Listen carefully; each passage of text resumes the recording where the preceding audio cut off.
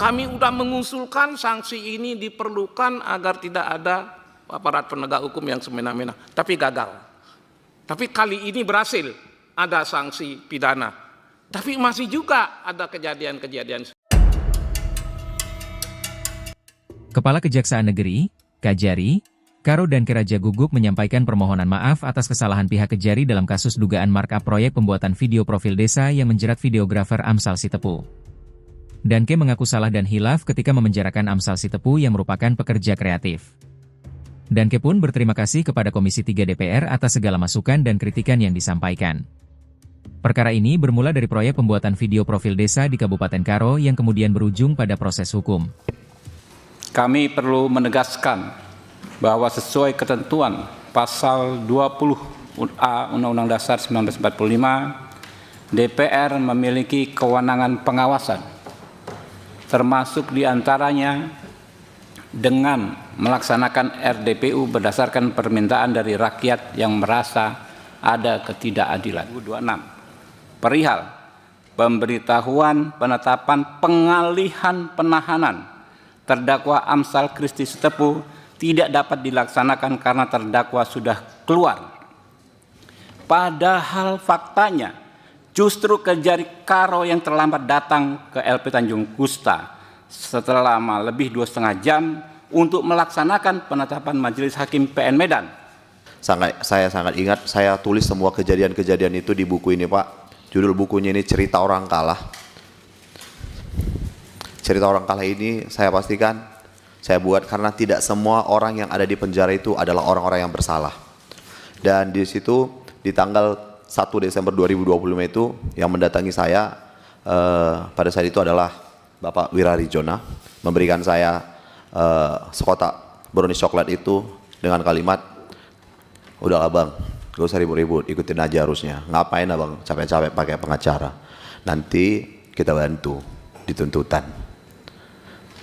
Ada yang terganggu, kurang lebih seperti itu, pimpinan. Karena barangkali ini telah menimbulkan kegaduhan, menimbulkan suasana yang tidak kondusif. Ini adalah pernyataan yang tulus dari kami pribadi, selaku pimpinan di Kejaksaan Tinggi Sumatera Utara.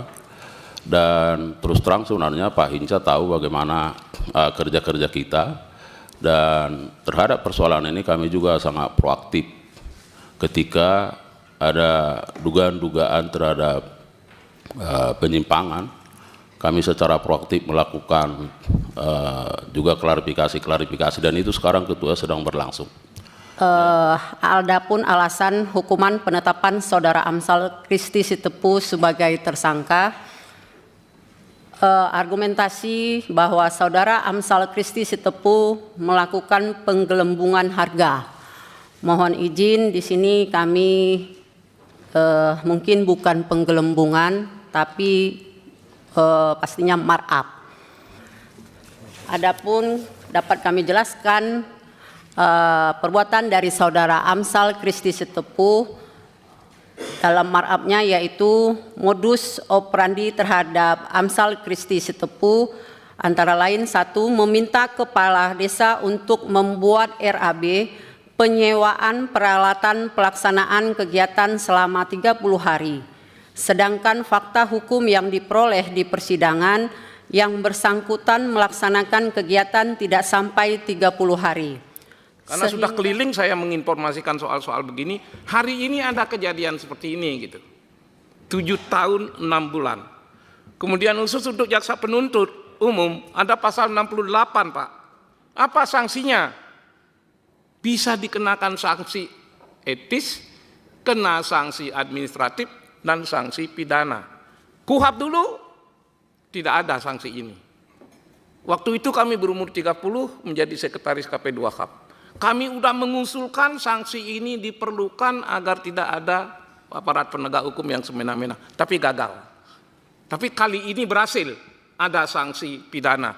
Tapi masih juga ada kejadian-kejadian seperti ini. Mudah-mudahan dalam kasus ini setelah jaksa tinggi meminta maaf, kita merasa, mohon maaf, kita bukan hanya merasa diakui langkah-langkah kita sebagai langkah pengawasan yang sah, Tapi kita merasa bahwa hati ini terasa teduh.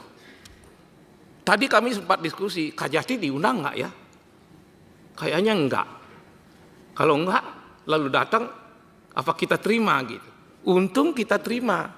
Yang berikutnya, kita semua ini, bapak-bapak ini semua, ada satu prinsip hukum yang harus kita pegang. Apa itu?